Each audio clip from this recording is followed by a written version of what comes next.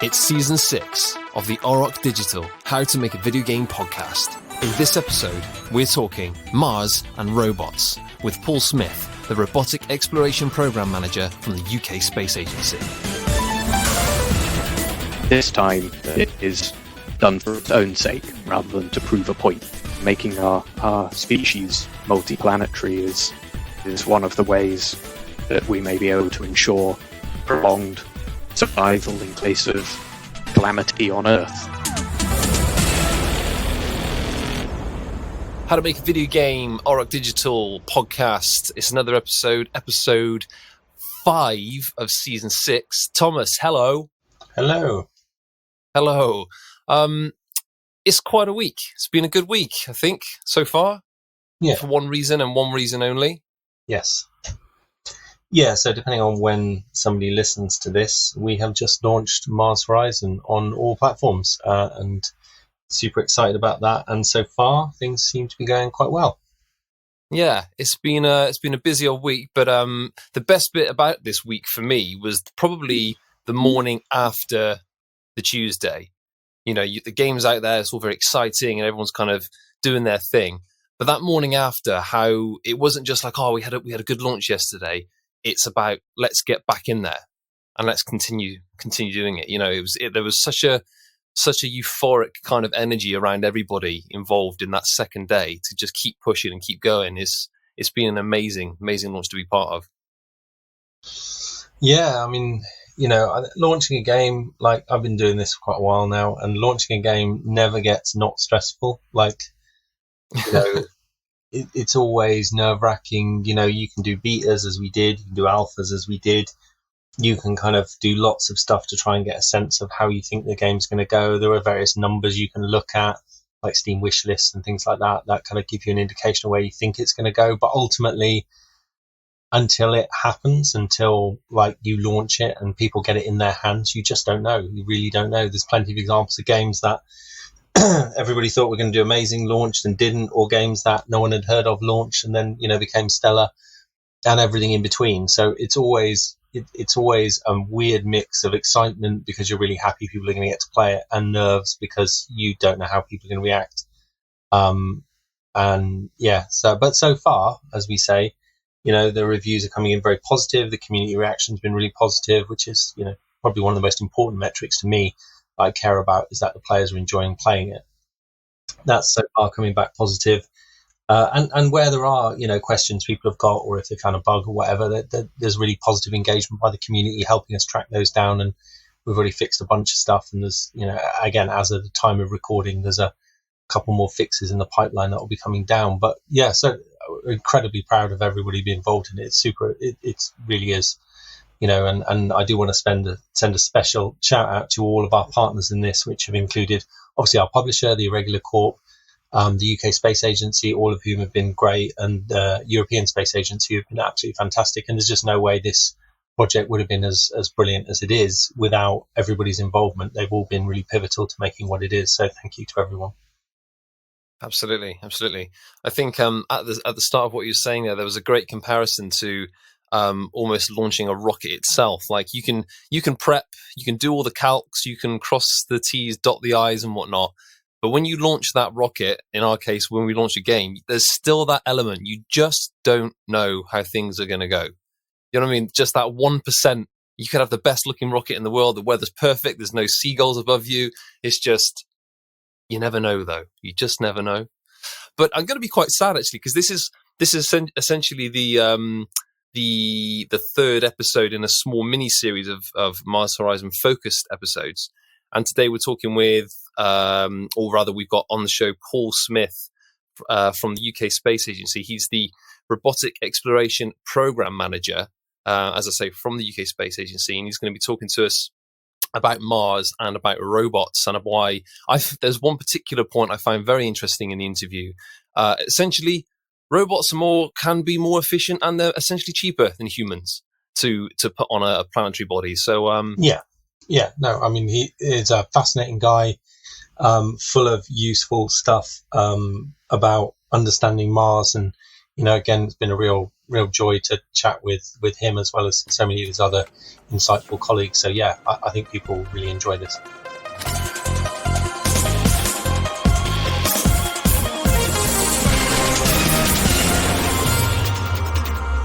So Thomas, Yes. we have another esteemed guest in on the episode today. Can you give us a little bit of an intro as to who this marvellous chap is? Yes, we are very delighted to be joined by Paul Smith from the UK Space Agency. And thank you for joining us, Paul. And I wonder if you could give us a brief rundown of what you do at the UK Space Agency.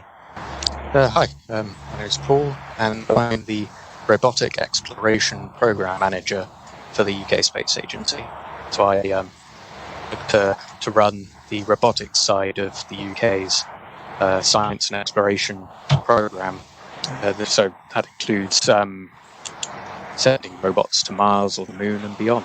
How did you end up in this role? What was your route to becoming this cool job title? Well, I started off at uni studying psychology and neuroscience, so looking at the brain rather than rockets. And after leaving uni, I sort of had got tired of academia and decided to switch to the research councils. So they're the UK's funding body for science and research in the UK.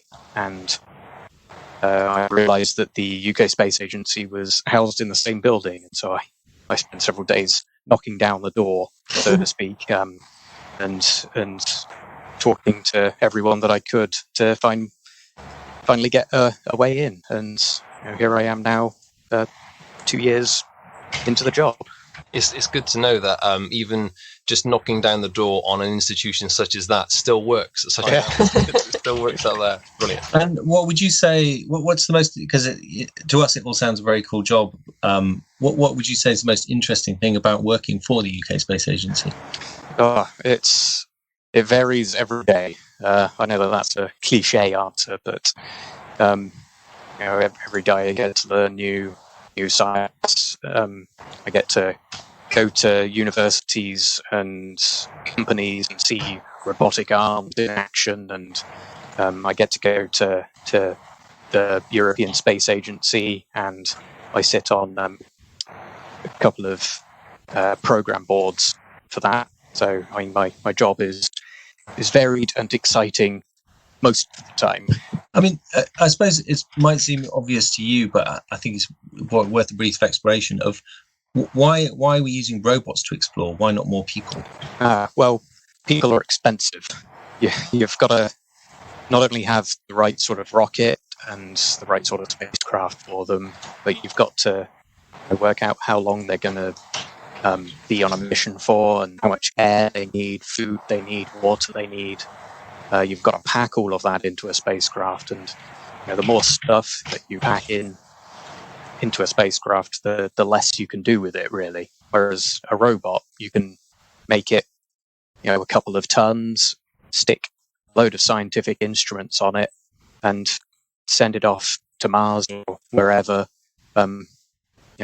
Only paying attention to how it will survive the radiation or the vacuum of space, rather than having to feed a robot, for instance. So they're a lot cheaper, and you can specialize them more. But exploration is eventually for human exploration of planetary surfaces and so on. So we use robots to determine what the local environment is like before sending a human there. Because if we send a human without knowing what on Earth was there, we might land on a rock or in a lake or something. And you don't really want to spend many millions or billions just to have your robot, your astronauts sat on a life raft. So yeah. Well, you very kindly joined us for a stream, so you've seen our game, and the game sort of breaks down into two main areas that we get the player to engage with. There's managing the agency, and that's like running the budget and the rocket design and scheduling the missions and picking the missions you want to undertake. And then there's mission control, which is, the critical part of the mission, maybe the landing on a planet or something like that. From your general view, where are we getting it right and where are we getting it wrong for it in reality? Well, it's, from what I've seen, it's fairly representative of sort of how things work. Can we just confirm we didn't pay you to say that? No, you've not paid me anything.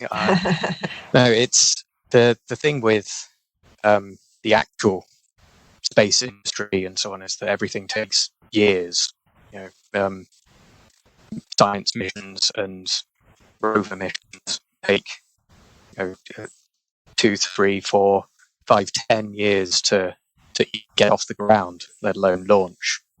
And that's something that you can't really replicate in a game, right? Started a science project and then had to wait 3 years for it to finish before you got anything. And of course, it takes a long time for spacecraft to get to their destination. So ESA's Bepi Colombo mission to Mercury, that has been in the planning stage for over a decade and launched in 2019. And that will take 7 years to get to Mercury. So all of those scientists and people at Mission Control aren't sat there all the time waiting for it to happen. They've all gone home. Yeah, I suppose that's the advantage in a game is we can fast forward time to the point where it arrives. And the sort of base building aspect. You wouldn't have your launch pad next to your mission control center, I'm afraid. Sorry, I was just about to add to that, actually, because one of the things I've always been interested in when playing the game is Thomas has already mentioned the agency side of it, so you do get to place where certain buildings go.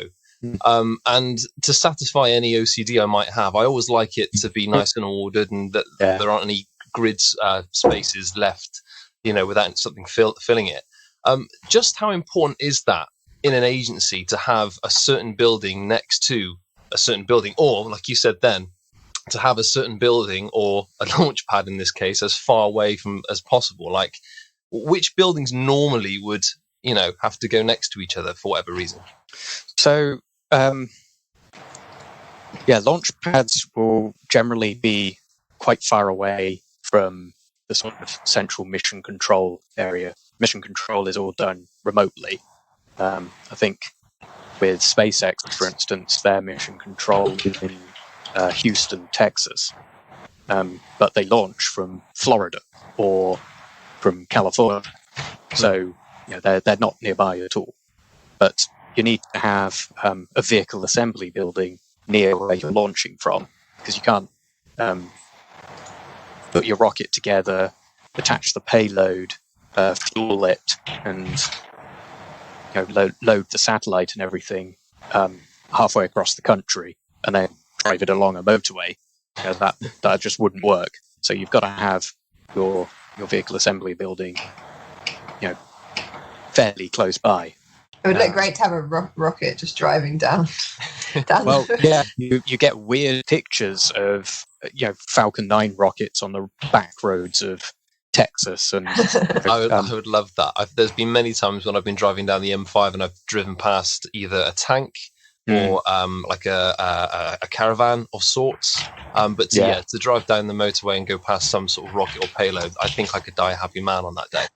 So I think another theme within the game is obviously risk reward, where, to put it simplifying, a more complex loop we have in the game, do it quicker, cheaper, that means more risk. You do it slowly, more deliberative, then that's less risk. But you might not be the first to do something, and the prestige of, say, being the first person to launch a satellite or the first person on the moon, or indeed the first person to get to Mars. Is that a good approximation of how it works in reality? Is that why everything takes so long? Paul saw this firsthand with mine and Mike's live stream we did with him, where I think we blew up six rockets and satellites. There was a lot of risk. Yeah, we were just gambling on it all, like just fire it out there, it'll be fine. Didn't go down well for us. We ended up very behind in the race, but yeah. I wouldn't expect anything less, Jem. Go big or go home. Yeah, and we just went home with everything exploded. But yeah, I guess it's not how it works in reality. Well, it can be. It's so agencies tend to favour larger missions, not because they're risky. Well, they're inherently risky. Space is inherently risky. There's always something that could go wrong, no matter how much effort you put into mitigating risks with, like, the rocket launch or the spacecraft itself. But missions require a lot of money, and when you're spending that amount of money, you've got to have a lot of risk mitigation. You can't just chuck taxpayer money at a big rocket and hope it doesn't explode. So you do a lot of studies on what could happen, what the materials are like, whether it will hold up to the pressures and so on. But similarly, there aren't that many small, quick, risky missions done by agencies because they're accountable to the people who fund them, their taxpayers. So, we have a duty to ensure that the money is well spent and doesn't blow up. But universities and small companies are getting into the sort of small sat launch capabilities. So there's companies like Rocket Lab in New Zealand that are launching microsatellites. It's relatively cheap to build one of those, and relatively quick to launch one. It's almost launch on demand. But whilst the overall risk for Rocket Lab, for instance, is not that high, they tested and retested their rocket and so on. The risk for a university spending a good few £100,000 or up to £1 million in some cases that's still a high risk. It's a big investment for them. So even if it is quick in comparison to an agency mission, it's still a big risk for the team. You don't want to see your PhD thesis explode unless that's what you intend.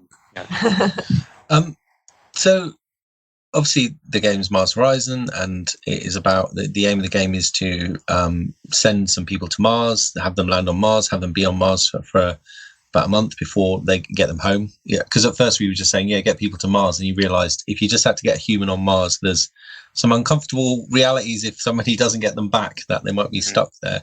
But I suppose, like, the thing that I was interested in when in the early stages of planning the game is I really like that idea that getting people onto Mars and back is the first stage towards becoming a multi-planetary species, and then I suppose ultimately colonising Mars and giving humanity more than one foothold in our solar system. I mean, is that a realistic thought? Yes, totally. We're sending robotic missions now with the view to use the data that we collect to inform future human missions. The goal of UK space exploration program is to put a crewed mission on Mars. That's what we're all working towards. That's one of ESA's overriding goals and one of NASA's. I know that the Chinese were also interested. They're sending their first Mars rover in 2020. And so there are a lot of countries interested in sending the first mission, and like you say, that's likely to be a month on the surface. It'll be a lot of data gathering and proving that humans can survive. So we've proven that you can live on the ISS for a year, but a trip and back to Mars is, that's 2 years of your time. How will the human body survive? How will the human mind survive over being isolated more so than any human has ever been? And the ultimate goal for some, is settlement on another planet. Making our species multi-planetary is one of the ways that we may be able to ensure prolonged survival in case of calamity on Earth. Every time that this question comes up, when we mention the words colonization and multi-planetary species and whatnot, it's happened loads of times. But every time it does happen, I'm always just left thinking, like, imagine that day Like I remember the day when I got my first Super Nintendo. Like I remember it so vividly, and I do compare that to when we first set foot on Mars, because it'll be a big day. But like, just imagine like the nation that's managed to achieve that, and also the nation that perhaps has not managed to achieve it. Just like, to get my head around that kind of idea just is mind blowing. It's absolutely staggering to think about that. Yeah, they are big, lofty goals. Changing fate of the species and all of that is, whilst it's big language and so on. We did it with the Apollo landings. The first time humans stepped off of the cradle of Earth. So this is the next step out there, and hopefully we're that generation. That'll be our Apollo moment. Yeah, from that, obviously the kind of the space race to get to the moon, and as you mentioned, lots of countries are really interested in Mars. I mean, it does seem that there's a bit of a Mars rush going on. Yes, to a lot of people, the moon has been done. We've landed humans on there several times. There's probes and robots and so on already there. The Chinese view it as a stepping stone to Mars exploration. The US Artemis program, which aims to return man and land the first woman on the moon, is seen overall as a stepping stone to getting humans on Mars. It's an overarching goal for everyone. It's not just isolated countries. It's the Artemis program will have contributions from JAXA, the Japanese Space Agency. They'll have contributions from ESA, from the UK as well, through ESA. They're never done in isolation. It's not like the Cold War. We're not at odds with everyone. It's not this rekindling of Cold War tensions driving us. This time, we're hoping that it is done for its own sake rather than to prove a point. So if we manage to get people on Mars, and that becomes the next step to colonization, then I suppose the next question you arrive at is terraforming. Can we make Mars more habitable for us? I mean, is that something you talk about at the space agency end, or is that more science fiction end? That is more science fiction at this point. It would be a big endeavor, the biggest anything has ever been done on Earth. And people talk about the Apollo program being the biggest triumph of science and technology. Terraforming Mars would eclipse that 1,000-fold at least. It's taken over 100 years of burning fossil fuels for us to change our own climate by a degree or two. But we have an atmosphere, a thick atmosphere that protects us. We have a magnetosphere that protects our atmosphere from being stripped away by the solar wind. We have water and all of the building blocks to life. Mars doesn't have all of that. It has 40% of the gravity. It doesn't have a magnetosphere, so it's not shielded from the sun. It has an atmosphere that's 1% the density of Earth's, and it's 95% carbon dioxide. All of the water on Mars is probably ice. So there's not a lot you can do about that without spending vast amounts of resources to melt ice caps or artificially create an atmosphere. I mean, this is all science fiction. I'm trying to put a damper on space exploration or anything. Do you think of that next stage? Well, that sort of makes me think. Then, what's the timeline of just if we're going back to just getting people on Mars? If that's obviously a significant scientific and technical achievement. What are we thinking as a timeline to actually just that first bit, getting some people onto Mars for a bit? Well, getting people to Mars it's going to be difficult. The current sort of timeline that NASA is working toward would be sometime in the 2030s would be when the first missions are sent. Elon Musk, forever the optimist, aims to launch his first Mars mission in 2022 or something. It's he sent a car there already, but sending people, that's a whole other level of technology and engineering and science. And 10 years that's a long time for normal people like us, but for science and engineering projects, that's sort of the average of how long a space mission would take to design and build. So it's a relatively short timescale in the grand scheme of things, but for us impatient folk who want to see people on Mars now, we're going to have to wait a few years. Is there any? I mean, so it occurred to me: is there any technology that we're at the infancy of that, if is developed, would really accelerate our ability to get people to Mars? And so I'm thinking like fusion or nanotech or AI. Are there any of the other technological branches that you feel, look, if we crack that, then the timescales start to shorten dramatically? That's a really interesting point. Fusion is one of those technologies that's forever 5, 10, 20 years away. But that would be really, really useful for a colony on Mars. You'd have an unlimited source of power readily available to you, rather than having to rely on solar panels that could get dusty or break down or whatever.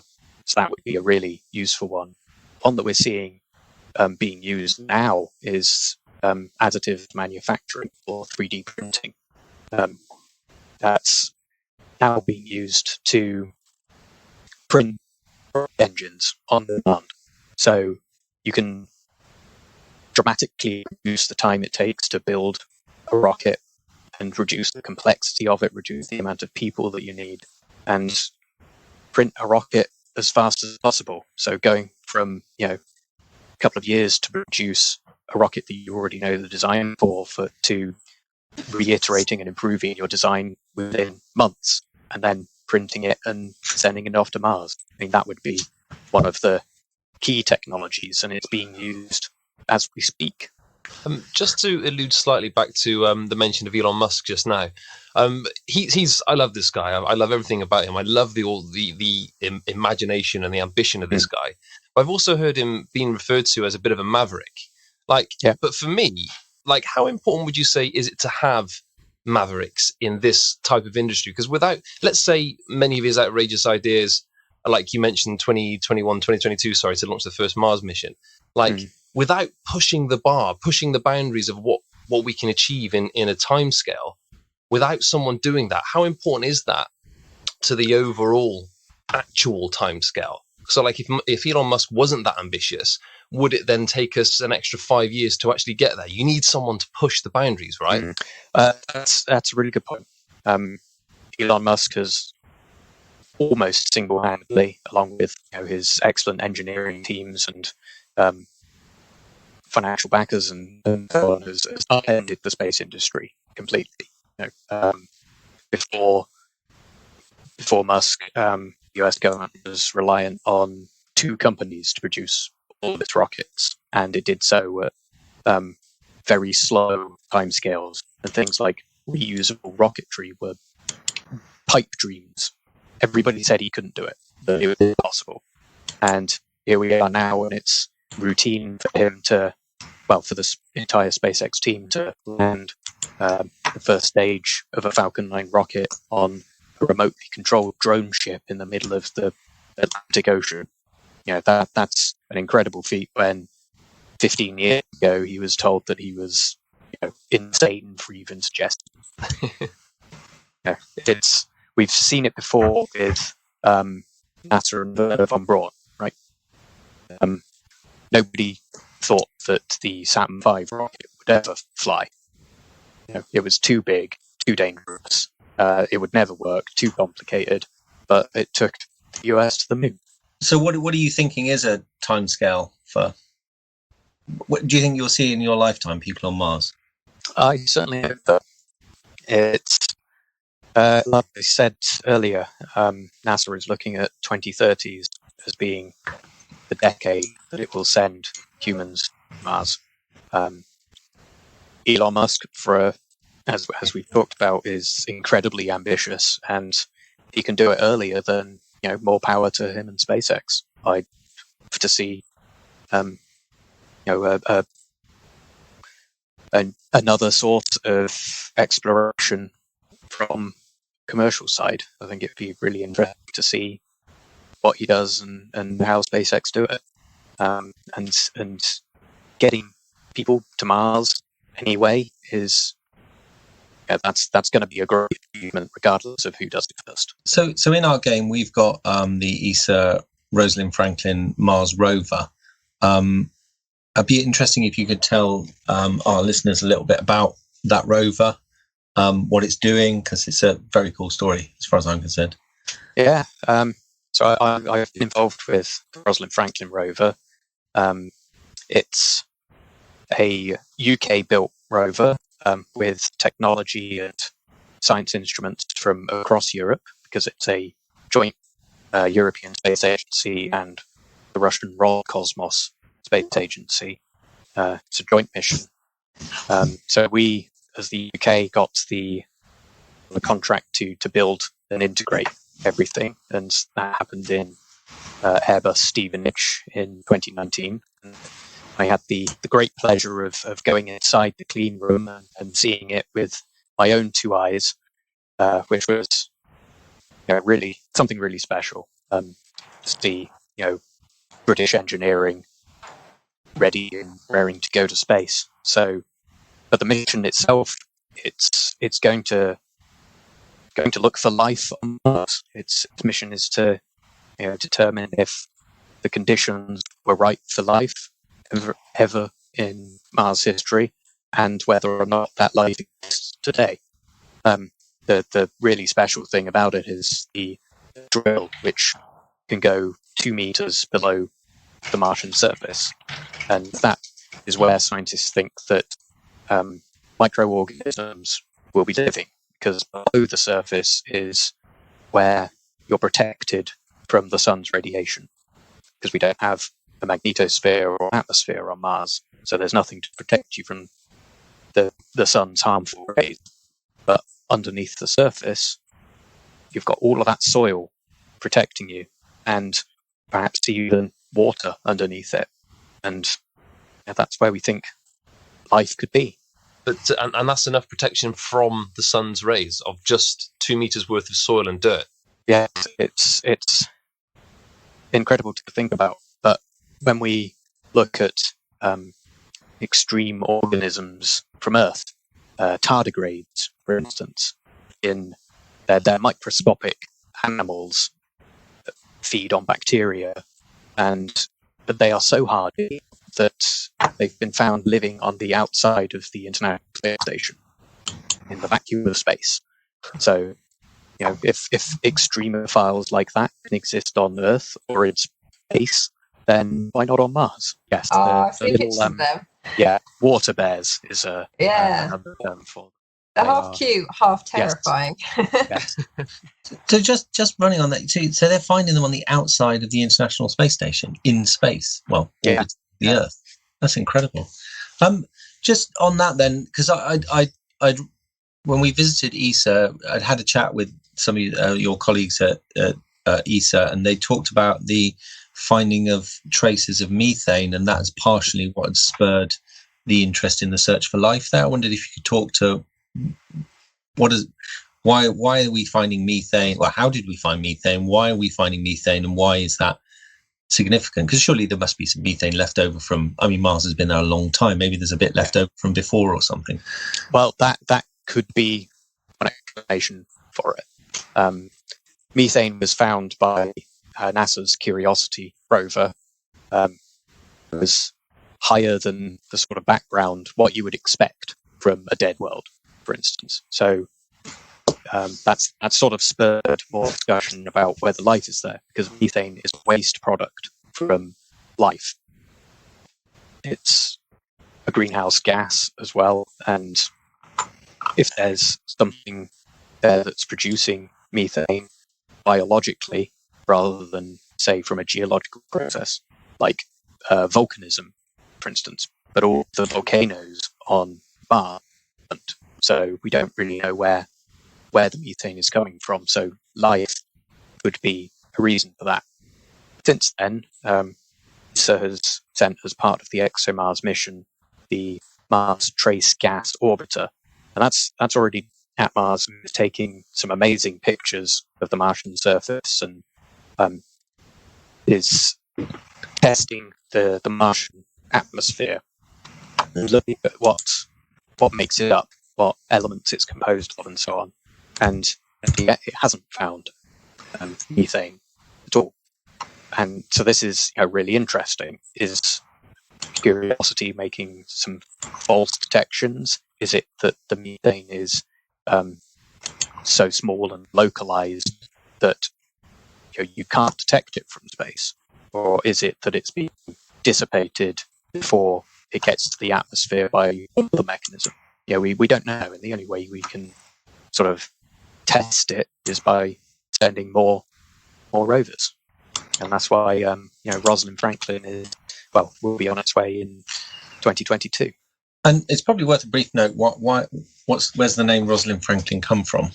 So that's a really good story. It's my first task in the agency was to run the naming competition for the ExoMars Rover, as it was back then. So this was a nationwide competition to choose the sort of best name for the rover, and we had over 36,000 entries, I think. Me and my colleagues had to spend many hours looking through them all and choosing the sort of best ones and narrowing them down till we got a sort of pool of about 50 good ones that we took to our CEO, Graham Turnock, as well as ESA's head of exploration, and a few other notable members from, say, the Italian Space Agency and so on, who've contributed a lot to the ExoMars project. So from there, we as the panel eventually came up with Rosalind Franklin. It had the best reasoning beside it, and honoured almost forgotten scientist, and you're not thought so much about Rosalind Franklin's achievements in crystallography and the discovery of the helical structure of DNA. She was a renowned crystallographer in her field from the DNA discovery. People say that she missed out on a Nobel Prize, but I mean, that's more to do with the finickiness of their rules rather than anyone taking credit for her. But overall, she and her discoveries and the connection with searching for life on other planets, won out, and we got to embark Peak, the British astronaut, to Airbus to an event in their Mars yard to reveal the name officially to the public with ESA's Director General and the then Minister for Space, Chris Skidmore. So that was a great moment for sort of British science, and for finally recognising women's involvement in space and the search for life. I think it's the first time that a woman has been the naming inspiration for a rover. So we're really proud of that achievement. I'm so glad that when you mentioned the competition to name the rover, in my head I thought you were going to say it was a sweepstake amongst you and your colleagues on a lunch break or something, as opposed to 30-odd thousand entries. That's amazing. Yeah. Did you have many Rover McRover faces? Oh, there were many hundreds of rovers. Marsdy McMars face, Robot. Yes. But they sound like some strong second places, I think. Lots of people wanted to name it after David Bowie and Ziggy Stardust, of course. Which is a good candidate. I mean, I think Rosalind Franklin's a brilliant name for it, and I agree. Definitely the most worthy. Imagine Mars zooming past space, though. So within our game, we've got a sample return mission where there's a robotic lander, and you've got to get a sample back, and that came out of again discussions with colleagues of yours at the UK Space Agency and ESA. It's like, what's the step before getting people there? And they said it's getting something back from Mars. Yeah, that if you can get a rock back from Mars, then that's a good stepping stone to getting people back. I mean, how far is the thinking on getting a rock back from Mars? We talked about people, but I assume they are considering this as the next step. Yeah. So after ExoMars and Rosalind Franklin, we'll be looking at Mars Sample Return. That's ESA's next big project.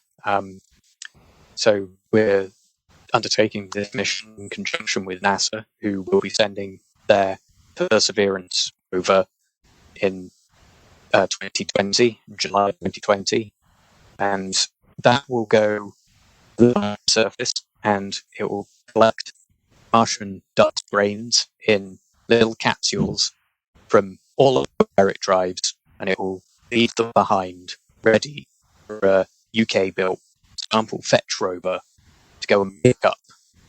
And it'll pick them up one by one, retracing the steps of Perseverance, and then drive all the way back to its landing site, where a lander will have a little rocket attached to it. And the sample fetch rover will put each of the capsules inside this little rocket and launch it into orbit around Mars. That rocket will then be captured by another orbiting satellite and then brought all the way back to Earth over several months, and will eventually land somewhere on the Earth, ready to be put into a cold storage facility like the Apollo samples. It's going to be a fantastically complicated feat of design and engineering and all of this, but it's something that we're working towards as the next step to Mars exploration. Just got to go there with 3 different rockets and different spacecraft and hope that all of your rovers don't break and so on. Like most of my education into space comes from movies and all that sort of thing, and fiction. And like, I'm just wondering, even the smallest grain of dust, or even if you can go as far as to have a small rock or a pebble from Mars, like when that is collected by humans in orbit, let's say, how is that stored when in close proximity to humans? Because potentially it could be an absolutely huge hazard if you don't quite know, what's contained within that rock. Yeah. We don't know what effect any material found in the samples would have on humans or life on Earth. We don't know whether we would have any impact on the potential themselves. So there's a lot of cross contamination, and we've got to avoid that at all costs. So there will be a facility in America, at the very least, that will have multiple levels of protection, ultra clean rooms, so where everything is, not just you've gone over it with your furniture polish, but you've wiped it down completely with UV radiation and isopropyl alcohol and all of these different methods to disinfecting stuff before you can even start. And then there'll be different levels of atmospheric containment, so you can't let particles from the atmosphere get in. So you've got to have air conditioning filters and positive pressure, so the air from the inside is a higher pressure than the air outside, so it forces particles away. It's a lot of more fantastically complicated equipment, but the UK and the University of Leicester are building what's called a double-walled isolator to help with this kind of thing for handling these samples robotically. Jem, there's a meme there for you if you want it, an image of a guy polishing a Martian rock with some Mr. Muscle or something. There's a meme in that somewhere. I've got a good collection of Mars Horizon memes going on. I'm enjoying them. So jumping to an earlier mission on Mars, I suppose it was one where I really it seemed to me like the idea of the Mars missions really broke through into published consciousness, certainly in the UK, was the Beagle 2. And obviously Beagle 1, for listeners, being Charles Darwin's Voyage of Discovery. But Beagle 2, it sadly didn't make it. But I believe actually there's a legacy there that is of learning of, even though they didn't work. I wonder if you could talk about what happened with that mission and what did we learn from it? Yeah, the Beagle 2 mission, captured the sort of British consciousness at the time. Everyone was excited for this landing on Christmas Day and the British science that we'd get back and so on. And it's very unfortunate that it didn't quite work. We know now that it landed, but one of the panels didn't unfurl properly, so it prevented the solar panels from collecting enough electricity to start. But we've learnt now to more thoroughly check all of the systems beforehand, not rushing to meet deadlines and things like that. And it's this kind of thinking that's helped us to inform decisions about the Rosalind Franklin Rover, for instance. We need to increase the level of checks beyond what you would think was necessary. If you think you've done enough checking and testing and reworking things and so on, then do a bit more. We learn not to make the same mistakes that were made before. It's ultimately it was purely chance that it didn't work out. There's one thing that you can point to and say, it failed because of this. But we know that these systems are fantastically complicated and everything needs to be checked over. And just because it's good enough doesn't mean that it is good enough. Because on that, like within our game, there's a lot built into, you learn from failure. In some games, the fail is the end. But actually the loop within our game is your agency learns when things don't go right. So, I mean, again, is that sounds like that's echoed in how things happen in reality. Yeah, there's part of every failure. There's always an inquiry to determine what went wrong, why it went wrong, where things could have gone right, where things could have gone worse. You need to learn from those past mistakes. Learning from failure is a great way to improve and iterate upon the next design. You've got to, after every failure, you look at what went wrong, why it went wrong. You investigate everything down to the minutest detail. You look at where things could have gone right, where they could have gone worse, what could have stopped that from being discovered in the first place. You use that to inform how you do things in the future. And this iterative process is something that the space industry is now moving towards. Big space missions, you can't just send several of them up at a time and see which ones works. You've got to learn from your past mistakes. You've got to ensure that all the money and engineering has been spent on the right stuff straight off. So you've got to learn from every time you failed in the past.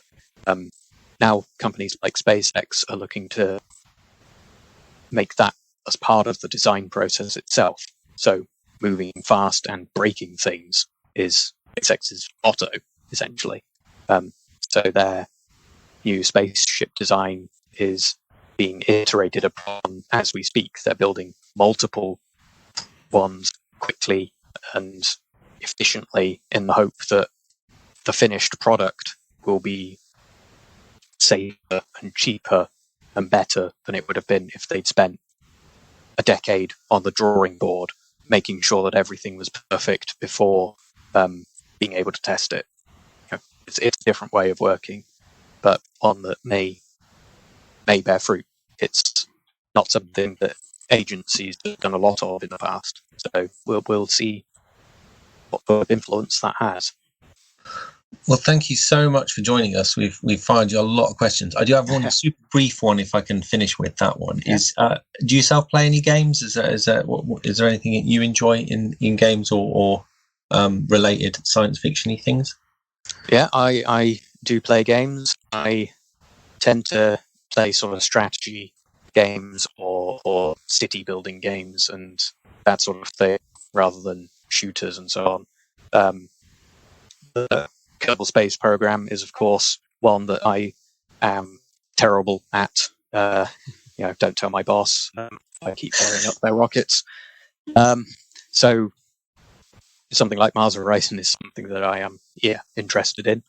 But yeah, I play a lot of different sort of games and historical and science fiction as well. I'm a big fan of science fiction. Watch plenty of sci-fi films and read plenty of books, and hope that one day I can be in that science fiction world where we live on Mars and work in space and so on. It sounds like I think your title's already partway there. So Yeah. Sounds very science fiction. Well, thank you so much, Paul, for joining us. It's been you've given up a lot of your day helping us out. It's been absolutely fascinating, and I've learned a lot just from this brief time with you. So thank you again. I'm glad. Yeah, thank you so much. Thanks, Paul. Thank you so much. Thank you for having me.